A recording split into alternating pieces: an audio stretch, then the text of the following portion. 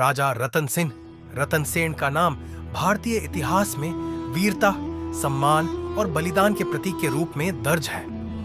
वे मेवाड़ के एक पराक्रमी राजा थे और चित्तौड़गढ़ के गौरवशाली शासकों में से एक थे। उनके शासनकाल का सबसे चर्चित प्रसंग उनकी पत्नी रानी पद्मिनी और दिल्ली के सुल्तान अलाउद्दीन खिलजी से जुड़ा है।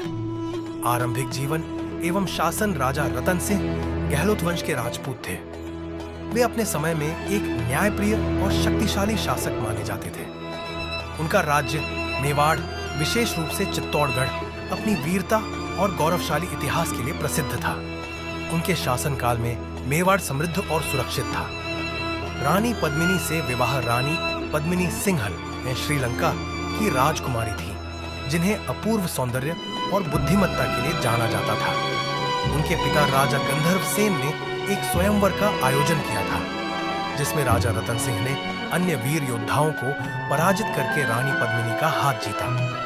विवाह के बाद वे रानी को अपने साथ चित्तौड़ ले आए। चित्तौड़गढ़ में जीवन और राघव चेतन की साजिश। चित्तौड़गढ़ में राजा रतन सिंह अपनी रानी के साथ सुखपूर्वक रह रहे थे, लेकिन एक दिन उनके दरबार के राजकवि और जादूगर राघव चेतन को काले जादू का प्रयोग करते हुए पकड़ा गया।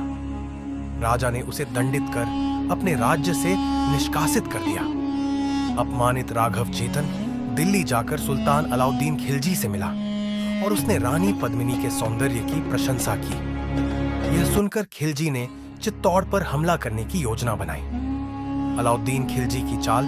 अलाउद्दीन खिलजी ने अपनी विशाल सेना के साथ चित्तौड़गढ़ की घेराबंदी कर दी और राजा रतन सिंह को संदेश भेजा कि वह युद्ध नहीं चाहता, बल्कि केवल रानी पद्मिनी को देखना चाहता है। राजपूत संस्कृति के अनुसार महिलाओं को परपुरुषों के सामने लाने की अनुमति नहीं थी, इसीलिए यह प्रस्ताव अस्वीकार्य था।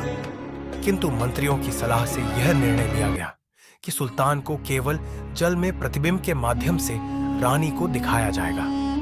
जब सुल्तान ने रानी पद्मिनी का प्रतिबिंब देखा तो वह उनके सौंदर्य पर मोहित हो गया और कुटिल चाल के तहत राजा रतन सिंह को अपने शिविर में आमंत्रित किया।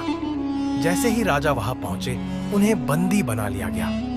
रानी पद्मिनी की योजना और युद्ध राजपूत वीरांगना रानी पद्मिनी ने चालाकी से राजा को मुक्त कराने की योजना बनाई। उन्होंने संदेश भेजा कि वह खिलजी की शर्त मानने को तैयार है, लेकिन उनकी 100 दासियां पहले राजा रतन सिंह से विदा लेना चाहती हैं। वास्तव में ये दासियां राजपूत सैनिकों के वेश में थीं, जो गुप्त रूप से किले से बाहर निकले। रानी की योजना सफल रही और वीर राजपूत योद्धाओं ने राजा रतन सिंह को मुक्त करवा लिया। लेकिन खिलजी इससे क्रोधित होकर चित्तौड़ पर भयंकर आक्रमण कर दिया। राजा रतन सिंह का बलिदान और जौहर राजा रतन सिंह और उनके सैनिकों ने अंतिम सांस तक लड़ने का निर्णय लिया। राजपूत सेना ने पराक्रम दिखाया, लेकिन खिलजी की विशाल सेना के सामने टिक नहीं पाए।